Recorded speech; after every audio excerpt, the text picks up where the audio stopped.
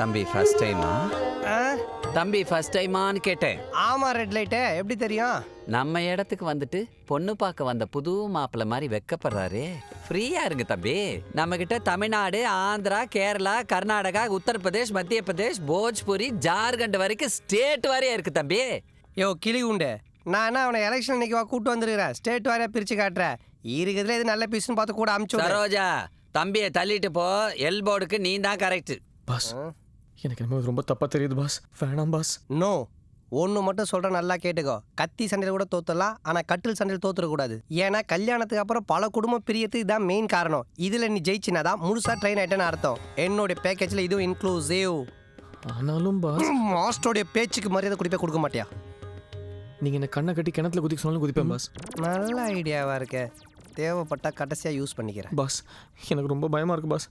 நீங்க வேணா கூட வரீங்களா? கூட வரதுங்கன்னா குழு மணல டூர் கார்டா போகிறேன். இங்கெல்லாம் தனியாக தான் போனோம். கிளம்பு. பயமே ஜெயம், வெற்றியோட திரும்பு போ.